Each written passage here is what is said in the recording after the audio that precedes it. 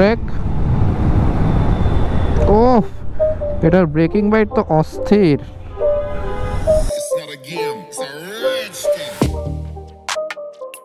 সংবিধিবদ্ধ সতর্কীকরণ। জীবনে সুস্থ থাকাটা সবচেয়ে বেশি জরুরি, আর সুস্থ থাকার জন্য আপনাকে খাওয়া দাওয়া করতে হবে, বাইক চালাতে হবে এবং খেলাধুলা করতে হবে। বাইক চালাবো পরে, আগে একটু বাস্কেটবল খেলে আসি। অনেকদিন বাস্কেটবল খেলি না।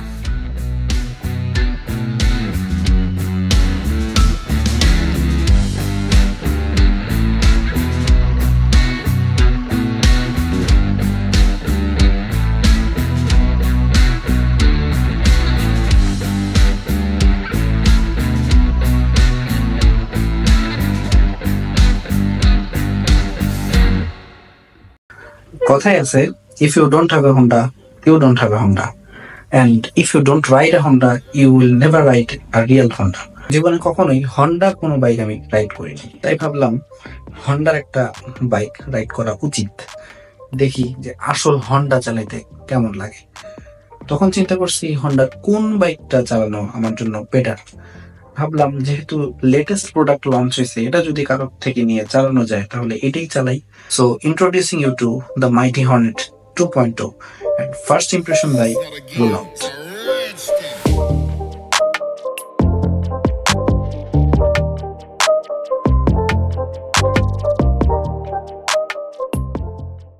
ফার্স্ট লুকে what gives the bike the most attention is the USD fork, যেটা পুরো বাইকটার লুকটাই পুরোপুরি চেঞ্জ করে ফেলছে। এখন ভাই অনেকে বলতে পারেন যে লুকস দিয়ে কি হবে, ভাই এটা বাংলাদেশ, লুকস অবভিয়াসলি ম্যাটার্স। আগে দর্শনধারী, তারপর গুণ বিচারী। What makes this bike so special? যখন আপনি বাইকটার দিকে তাকাবেন, সবার ফার্স্টে আপনার কি জিনিসটা চোখে পড়বে? এই বাইকটা কিন্তু মোর অর লেস দেখতে আগের হর্নেটের মতোই, ভেরি স্লাইট চেঞ্জেস, বাট যেই জিনিসটা সবচেয়ে বেশি আপনার নজর কাটবে সেটা হচ্ছে upside down suspension. Yes, this bike has upside down suspension from শোয়া। সিবিআরেরটা না, একটু কম দামি, বাট স্টিল শোয়ার আপসাইড ডাউন সাসপেনশন। এই প্রাইসে কে আপনাকে শোয়ার আপসাইড ডাউন সাসপেনশন দিবে হন্ডা ছাড়া? লুকস নিয়ে কথা বলা এক সাইডে রাখি, কারণ লুকস কারো ভালো লাগবে, কারো লাগবে না, খানা আপকি রুচি। What matters the most looks ছাড়াও সেগুলো হচ্ছে মাইলেজ, ব্রেকিং, কন্ট্রোলিং, ম্যানুভারেবিলিটি, সিটিতে কেমন লাগতেছে রাইড করতে, এবং হাইওয়েতে এটার পারফরমেন্স কেমন। ওভারঅল এটা একটা কমপ্লিট প্যাকেজ কিনা। Let's get to know how much this bike is providing our common people within such price. আর হ্যাঁ, আরেকটা কথা, আমার ভিডিওতে আপনি কোনো 0 to 100, কোনো ড্র্যাগ রেস, কোনো টানাটানি এমন কোনো কিছুই পাবেন না। My video is for common people যারা ঢাকা সিটি এবং অন্যান্য বিভাগীয় শহরগুলোতে ডে টু ডে রাইড করেন, মাঝে মধ্যে ট্যুরে যান, এবং এই বাইকগুলো কীরকম পারফরমেন্স তাদেরকে দিবে এবং তাদের জন্য এই বাইকটা কতটুকু সুইটেবল হবে। দো তার জন্য বাইকটা সুইটেবল কিনা এটা ডিসাইড তিনিই করবেন। আমার দায়িত্ব হচ্ছে just to give a complete idea.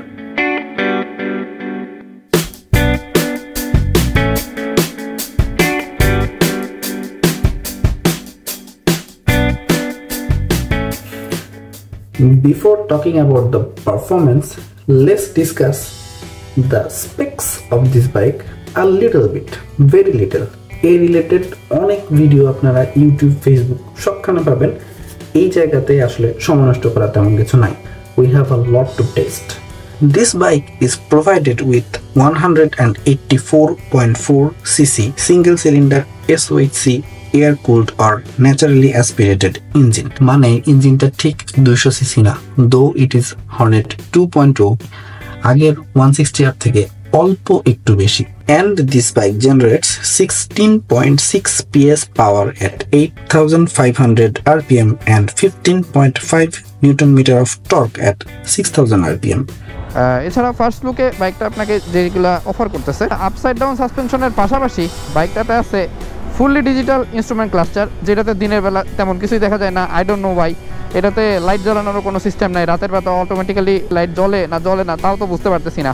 পরবর্তীতে গবেষণা করে জানতে পারছি যে মিটারের ব্রাইটনেস বাড়ানো যায়, এটা স্টক অবস্থায় কম থাকে, এটাকে আপনি বাড়ায় নিতে পারবেন ম্যানুয়ালি। ম্যানুয়াল বুক দেখলেই বের করা সম্ভব, যদিও বাইকটা আমার না বলে আমি আর পরবর্তীতে হাত দিইনি। এই বাইকটা আমি আজকে ফার্স্ট টাইম রাইড করতেছি। যাই হোক, যতটুকু বোঝা যাচ্ছে এবং যতটুকু দেখছি, এই ডিজিটাল ইনস্ট্রুমেন্ট ক্লাস্টারে আপনি ফুয়েল ইন্ডিকেটর পাবেন, আরপিএম পাবেন, স্পিড তো পাবেনই, গিয়ার ইন্ডিকেটর পাবেন, টাইম পাবেন, ভোল্ট মিটার পাবেন, 2টা ট্রিপ মিটার পাবেন, অ্যান্ড মোটামুটি যা কিছু দরকার সব কিছুই এটাতে আছে। যদিও ইনস্ট্রুমেন্ট ক্লাস্টারটা অনেক ছোট, ইনস্ট্রুমেন্ট ক্লাস্টারটা একটু বড় হইলে আর একটু ভালো হইতো, দেখতে অনেক ছোট লাগতেছে বাইকটার তুলনায়, ইনস্ট্রুমেন্ট ক্লাস্টারটা ছোট হয়ে গেছে। বাট এই বাইকটাতে সবচাইতে ইন্টারেস্টিং যেই জিনিসটা আমার কাছে ভালো লাগছে সেটা হচ্ছে ইঞ্জিন কিল সুইচটা দেওয়া। হন্ডার তো আবার টেন্ডেন্সি আছে যে ইঞ্জিন কিল সুইচটা তারা দিবে না, আমি জানি না কেন ইঞ্জিন কিল সুইচ দিলে তাদের কি প্রবলেম, বাট এটাতে ইঞ্জিন কিল সুইচ আছে। আশা করি হন্ডা তাদের এই চিরাচরিত চিন্তাভাবনা থেকে বের হয়ে আসবে, and they will provide engine kill switch with every single bike they are producing now. এটার টায়ারগুলা বেশ ওয়াইড, সামনে 110 সেকশন এবং পিছনে 140 সেকশনের চাকা, and this gives very very very good control. But একটা জিনিস আমার কাছে খুবই খারাপ লাগছে, সেটা হচ্ছে লুকিং গ্লাস দুইটা ভালো না। লুকিং গ্লাস দুইটা খুবই ছোট, আর একটু ওয়াইড লুকিং গ্লাস আর একটু বেটার ভিউ হইলে আমার মনে হয় খুব ভালো হইতো। স্পেক্স নিয়ে অনেক কথা হয়েছে, আর no more specification. Now we have to see how much this bike is up to the mark. আমি মূলত দেখবো এটার ব্রেকিং, কন্ট্রোলিং, এটার থ্রটল রেসপন্সটা কেমন, এটার ম্যানুভারেবিলিটি কেমন, সিটিতে এটা কেমন পারফর্ম করতেছে, খুবই হিট হচ্ছে নাকি পাওয়ার ল্যাক করতেছে, বা এই ধরনের কোনো ইস্যুস আছে নাকি। এই বাইকটা নিয়ে যেহেতু আমি লং ট্যুরে যেতে পারতেছি না, সেজন্য এটার হাইওয়ে রাইডিং এক্সপিরিয়েন্স, এবং যেহেতু বাইকটা আমার কাছে বেশি দিন থাকবে না, সেই জন্য এটার মাইলেজ টেস্টিংটাও আমি এখন করতে পারতেছি না। হোপ আমি বাইকটা নিয়ে একটা লং ট্যুর দিব এবং তখন আমি শেয়ার করতে পারবো এই বাইকটার হাইওয়ে রাইডিং এক্সপিরিয়েন্সটা কেমন এবং এটার মাইলেজটা কেমন।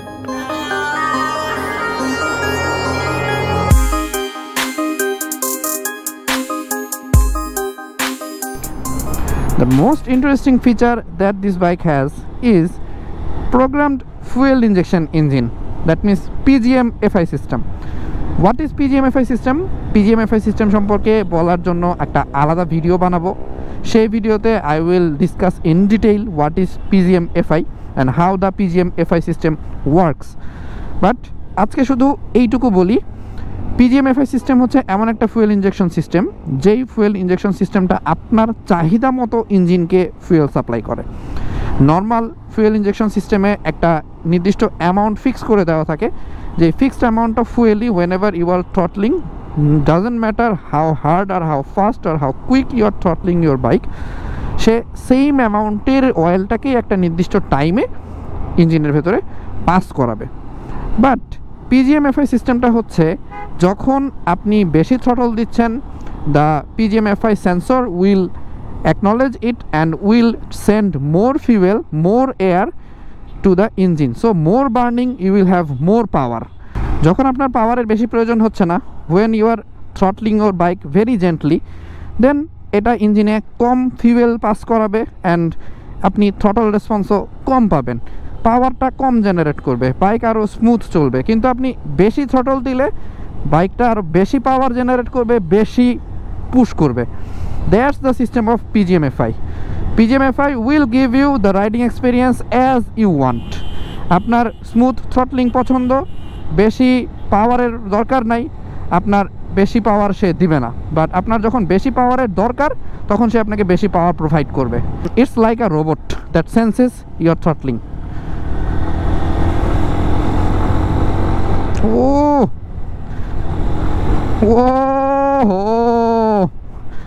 এটা থ্রটল রেসপন্স সেরা সেরা সেরা, অস্থির থ্রটল রেসপন্স। আর কন্ট্রোলিং এর কথা তো বাদই দিলাম, ব্রেকিংও উফ বাইট জোস।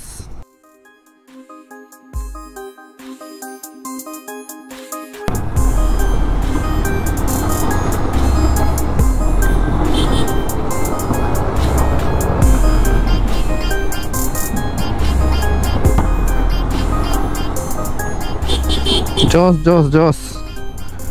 R15 কে খেয়ে দিব নাকি? না ব্রোস, আমি খাওয়া খাওয়ির মধ্যে নাই।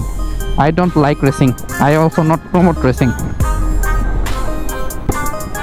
বাট এটার পাওয়ার ডেলিভারি PGM-FI এর জন্য, আপনি স্লো থ্রটল দেন, এটা স্লো রেসপন্স করবে, কিন্তু যখন আপনি হাই থ্রটলিং করবেন তখন এইটার রেসপন্স অন্যরকম।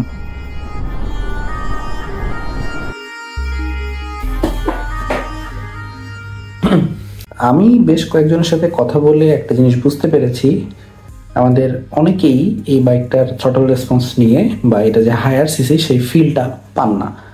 এটা মূলত পিজিএমএফআই এর কারণে। যদি আপনি জেন্টেল রাইড করেন তাহলে আপনি কখনোই এটার থ্রটল রেসপন্সের ফিলটা পাবেন না। আর বাইকটা তো আসলে অনেক বেশি সিসিও না, 160 থেকে মাত্র 1 সিসি বেশি, সুতরাং আপনি সেরকম থ্রটল রেসপন্স বা পাওয়ার ডেলিভারি যদি এখানে চান সেটাও আসলে ভুল। হ্যাঁ, থ্রটল রেসপন্সটা খুব ভালো, বাট টপ এন্ডের পাওয়ার ডেলিভারি হয়তো বা আপনি অন্যান্য স্পোর্টস বাইকের মতো পাবেন না। এটা লোয়ার এবং মিডল এন্ডে সবাইকে ছাড়াই যেতে পারবে, কিন্তু টপ এন্ডে গিয়ে হয়তো বা পারফর্ম সেরকম নাও করতে পারে। তবে পিজিএমএফআই সিস্টেম এই বাজেটে একটা নিঃসন্দেহে ভালো জিনিস, so we should appreciate it.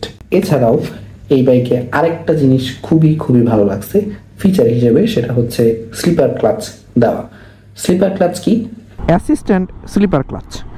Sleeper clutch mainly যেই কাজটা করে সেটা হচ্ছে এইটা একটা totally different clutch operation system. যখন হাই গিয়ারে আপনি ডাউন শিফটিং করবেন হুট করে রেভ ম্যাচিং করার জন্য, তখন অনেক সময় বাইকের পেছনের টায়ার লক হয়ে যাওয়ার একটা টেন্ডেন্সি থাকে। এই লকিং টেন্ডেন্সিটা যাতে রিমুভ করা যায় এবং চাকা লক হয়ে কোনো বড় অ্যাক্সিডেন্ট যাতে না হয়, সেই কারণে এই স্লিপার ক্লাচটা ইনস্টল করা। স্লিপার ক্লাচ আপনার ইঞ্জিনটাকে এমনভাবে কন্ট্রোল করবে এবং পেছনের টায়ারের রোটেশনটাকে যে এইটা আপনাকে হুইল লক হইতে দিবে না, যেটা অ্যাকচুয়ালি সিটি রাইডের জন্য আমার মনে হয় খুবই ইফেক্টিভ একটা জিনিস। কারণ যেহেতু আমাদেরকে বারবার গিয়ার আপশিফট ডাউনশিফট করাই লাগতেছে, আর যেহেতু এটার ক্লাচ সিস্টেমটা খুবই স্মুথ, সো গিয়ার শিফটিং করে আপনি চরম মজা পাবেন। হর্নেটের একটা কমন টেন্ডেন্সি আছে গিয়ার ফেসে যাওয়ার, that means you are upshifting or downshifting, gear নামতেছে না, এই টেন্ডেন্সিটা আছে। এইটা অ্যাকচুয়ালি এটার গিয়ার বক্সের কোনো ইস্যু হতে পারে বা ইঞ্জিন অয়েল আরও বেশ কিছু বার চেঞ্জ করলে হয়তো বা এই সমস্যাটা সলভ হয়ে যাবে। বাট এটা ছাড়া এটার স্লিপার ক্লাচ থাকার কারণে এটার গিয়ার শিফটিংটা খুবই স্মুথ এবং ক্লাচ গিয়ার লিভার দুইটাই টু মাচ স্মুথ। এটার সাসপেনশন ফিডব্যাকের কথা যদি বলতেই হয়, জোস।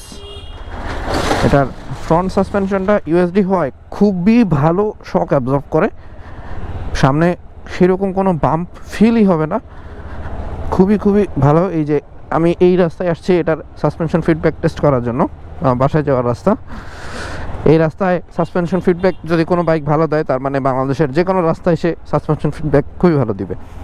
এই রাস্তাটা এতটাই সুন্দর, এটা পুরোপুরি একটা অফরোড ট্র্যাক, এখানে চাইলে অফরোড রেসও করা যেতে পারে।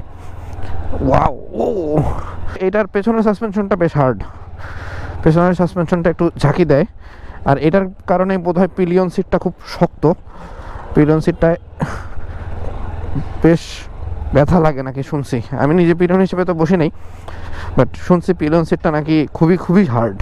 এটা মেবি হতে পারে সাসপেনশনটা হার্ড এই জন্য, বাট ফ্রন্ট সাসপেনশনটা জোস। সব বাইকে কেন ইউএসডি সাসপেনশন করে না?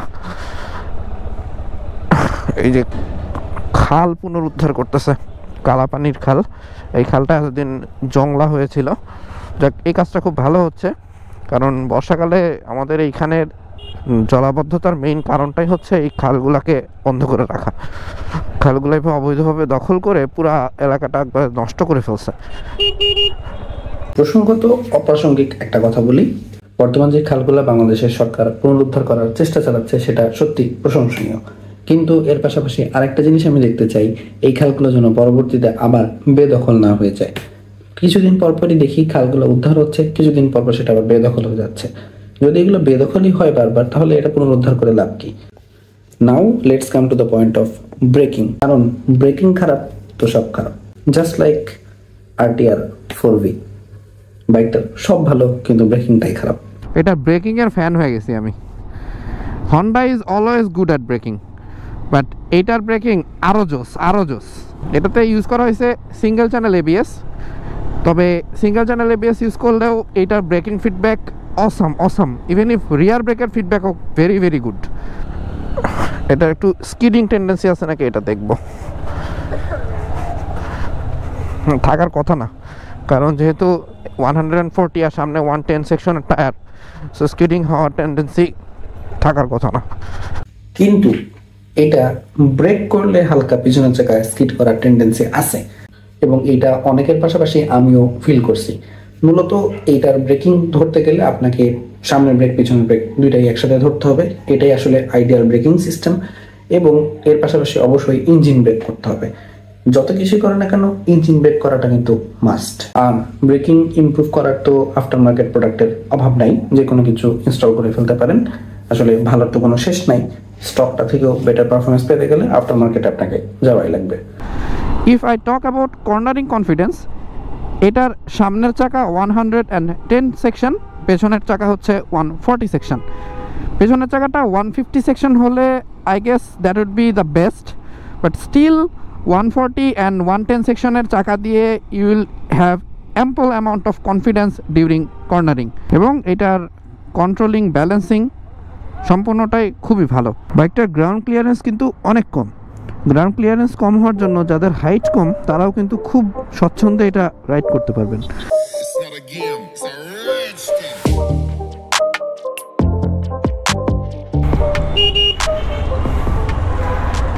আমাদের কমন বাইকারদের একটা মেইন পয়েন্ট অফ কনসার্ন হচ্ছে জ্যামের ভিতরে একটা বাইক কেমন পারফর্ম করতেছে, সেটা জ্যামের ভিতরে ম্যানুভার করাটা কতটুকু ইজি এবং কতটুকু হিট হচ্ছে জ্যামের ভিতরে whenever you are pulling the clutch again and again, and এছাড়াও কন্ট্রোলিং কতটা ইজি হচ্ছে, ব্রেকিংটা কতটা স্মুথ হচ্ছে। হর্নেট 2 এর ক্ষেত্রে যদি বলা যায়, এটার হ্যান্ডেল বারটা অনেক ছোট, এবং এই হ্যান্ডেল বারটা ছোট হওয়ার কারণে এটার জ্যামের মধ্যে মুভ করাটা খুবই ইজি, যদিও বডি কিটটা একটু বড়। এই রামপুরা বাড্ডার জ্যাম ঠেলতে ঠেলতে আমি বুঝতে পারতেছি যে বাইকটার সিটি রাইডিং এক্সপিরিয়েন্সটা ভালো, কন্ট্রোলিং অনেক ভালো, সিটির মধ্যে মুভ করতে কোনো প্যারা হয় না, কারণ বাইকের ওজন অনেক কম আর হ্যান্ডেল বারটা অনেক ছোট। কিন্তু যেটা হচ্ছে সেটা হলো বেশ ভালো হিট হচ্ছে, অ্যান্ড আমার পায়ে অনেক গরম লাগতেছে, তার মানে এটা হিটিং ইস্যু মোটামুটি ভালোই আছে। স্বাভাবিক হিট হবেই, একটা হায়ার সিসি বাইক, বাট সেটা air cooled engine, definitely heat হওয়াটা খুবই নর্মাল। আর এই ধরনের জ্যামে তো বারবার যখন আমি ক্লাচ পুল করতেছি হিট তো হবেই। টার্নিং রেডিয়াস অনেক ছোট হওয়ার কথা, যেহেতু বাইকটার হ্যান্ডেল অনেক দূর পর্যন্ত ঘোরানো যাইতেছে, সুতরাং এখনই বোঝা যাবে কতটুকু জায়গার মধ্যে আমি টার্ন করতে পারি। এরে গাড়ি যায় না কেন? হ্যাঁ, টার্নিং রেডিয়াস একদম ছোট বলা যাবে না, অ্যাকচুয়ালি 150 সিসি বাইকের মতনই, বেশ অল্প জায়গার মধ্যে ঘুরায় ফেলা যাইতেছে বা মোড় নেওয়া যাইতেছে। এবার একটা সবচেয়ে বড় বেনিফিট বোধহয় এটাই যে ঢাকা সিটির এই তীব্র জ্যামের ভিতরে চালাইতেও তেমন কোনো প্যারা হইতেছে না। এখন আসি এই বাইকের কি জিনিস আমার ভালো লাগে নাই। ওয়েল, ভালো না লাগা জিনিস আসলে এই বাইকে খুব কম। This bike is a very compact bike with lots of features and a very good braking, controlling and balance. মানতেই হবে, এটা কোনো ডাউট নাই, জোস বাইক। এটা হাইওয়েতে হয়তো বা একটু দুলতে পারে, ওজনটা একটু কম হওয়ার কারণে, একটু নেকেড বাইকগুলো হাইওয়েতে একটু ওবল করে। বাট যদি আপনি এই বাইকটা নিয়ে খারাপ জিনিস বলতে চান, এটা আসলে খারাপ জিনিস বলতে ভুল হবে। এটা আপনি একজন রেগুলার নর্মাল রাইডার বা ম্যাঙ্গো পিপল হইলে না, এটার হাই সিসির ফিলটা আপনি পাবেন না। হাই সিসির ফিলটা পাবেন যখন আপনি একটু হাই রেভ করবেন, হাই থ্রটল দিবেন। হ্যাঁ, এটা মেইনলি পিজিএমএফআই এর কারণে, বাট এটা যে ভেরি গুড সাইড, এটা কোনো ব্যাড সাইড না। ব্যাড সাইড প্রথমেই যেটা, সেটা হচ্ছে হেডলাইট। আমার কাছে দেখে যা মনে হইতেছে লাইটের প্রজেকশনটা ঠিক আছে, কিন্তু লাইটের পাওয়ার একদম ঠিক নাই। এত কম পাওয়ারের লাইট দিয়ে চলবো কীভাবে? খালি চোখে তো এর চেয়ে বেশি দেখি। এত বাজে হেডলাইটের আলো মনে হয় আর কোনো বাইকের নাই। এইটা হেডলাইটটা না দিলেই ভালো হইতো। সো হেডলাইট যেহেতু খুব বাজে, সেহেতু অক্সিলারি লাইট তো মাস্ট, কোনো কথাই নাই। এটার হেডলাইট থাকা না থাকা একই জিনিস। এরপরে খারাপ লাগছে এই লুকিং গ্লাস। লুকিং গ্লাস একেবারেই বাজে দেখতে, এত ছোট লুকিং গ্লাস, পিছনের কিচ্ছু দেখা যায় না। এই লুকিং গ্লাসটা পুকি লুকিং গ্লাস হয়ে গেছে, নট প্র্যাকটিক্যাল। আর বডির বিল্ড কোয়ালিটিটা একটু ডাউন মনে হয়েছে। এখনকার টাইমে যে সকল বাইকগুলো আসলে ম্যানুফ্যাকচার হচ্ছে সবারই বিল্ড কোয়ালিটি একটু খারাপ, but company should improve this feature, because একটা বাইকের বিল্ড কোয়ালিটি অনেক বড় একটা জিনিস। বিল্ড কোয়ালিটি যদি ভালো না হয়, সেই বাইকটা বেশি দিন সাস্টেইন করবে না। তো ইঞ্জিন কোয়ালিটি ভালো, but build quality should be good. প্লাস্টিকে দাগ পড়ে যাচ্ছে, স্ক্র্যাচ হচ্ছে, অনেক ধরনের হচ্ছে, ব্লা ব্লা ব্লা ব্লা। ইনস্ট্রুমেন্ট ক্লাস্টারটা নিয়ে আমার একটা কমপ্লেইন আছে। এই ইনস্ট্রুমেন্ট ক্লাস্টারটা fully negative digital instrument cluster. এখন এই নেগেটিভ ডিসপ্লেটার কারণে, আর যেহেতু এটা auto headlight on system, so এটার আলাদা করে মিটারের লাইট অন করার সিস্টেম না, এটা জ্বলেই থাকে। কিন্তু এই যে জ্বলে আছে, এই জ্বলে থাকাটা আপনি বুঝতেই পারবেন না দিনের বেলায়, পুরোটাই ব্ল্যাক। সো এই ব্ল্যাক থাকার কারণে আপনি ভালো মতন তাকায় আসলে দেখে বোঝা যায় না যে এটা কেমন। Those who are planning to buy Hornet 2.0 soon, তাদের জন্য একটা সুখবর আছে। সেটা হচ্ছে হন্ডা এই বাইকটাতে কিছু আপগ্রেডেশন নিয়ে আসছে। সেই আপগ্রেডেশনটা হলো, এটাতে সামনে আসতেছে dual channel ABS system and full colourful TFT meter, তারপরে আসতেছে ট্র্যাকশন কন্ট্রোল সিস্টেম। এই ফিচারগুলো অ্যাড করলে মোটামুটি এইটা একটা নতুন মাত্রায় পৌঁছাবে, বাট দামটাও অবশ্যই বাড়বে। এছাড়াও আসবে হচ্ছে ব্লুটুথ কানেক্টিভিটি অ্যান্ড আরও বেশ কিছু ফিচার্স সম্ভবত অ্যাড হবে। So Honda is upgrading, and যেহেতু এই প্রাইসের TFT meter, that will look really cool. Let's see what Honda brings. এটা ইন্ডিয়াতে লঞ্চ হয়েছে কয়েকদিন আগে, 2-3 দিন আগে প্রবাবলি। বাংলাদেশে আসতে আসতে কয়দিন লাগবে I don't know, but I hope Honda Bangladesh private limited will launch it soon in Bangladesh.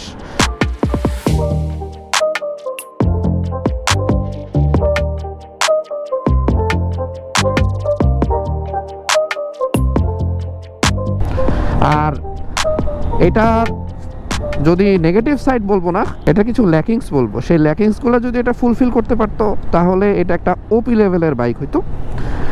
এখন সেই ল্যাকিংসগুলো ফুলফিল করতে গেলে তো আবার আসলে দাম জায়গায় থাকে না। যেমন এটার কুলিং সিস্টেম, এটা একটা এয়ার কুলড সিস্টেমের বাইক।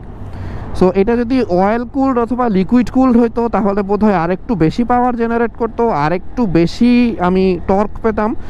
সো ওভারঅল এটার পারফরমেন্স আরেকটু ভালো হইতো।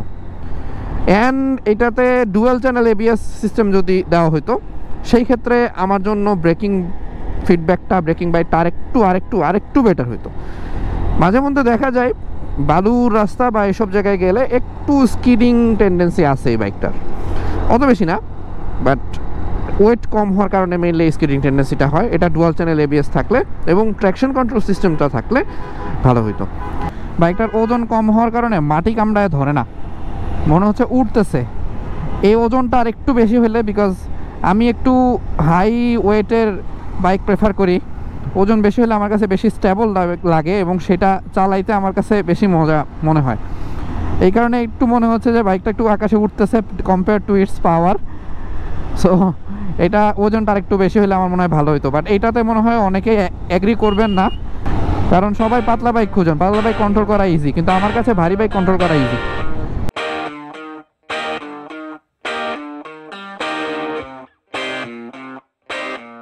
একটা বাইক ভালো কি খারাপ, বা একটা বাইক আমার জন্য সুইটেবল কিনা, সেইটা ডিসাইড করার আগে আমি চিন্তা করি যে বাইকটা আমাকে কি কি প্রোভাইড করতেছে। Is the bike providing me a good mileage, riding comfort, seating comfort, handling, controlling and এর পাশাপাশি breaking.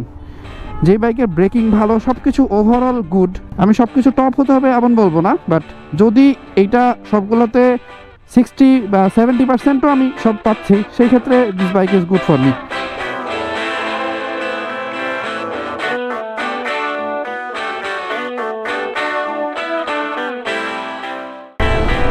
After all, one day with this mighty beast has become lit. বাইকটা খুবই compact and has a good amount of power and trust. So that's all for today. Thank you for watching. Next video would be more exciting, so keep an eye on rollout. Tata, bye bye.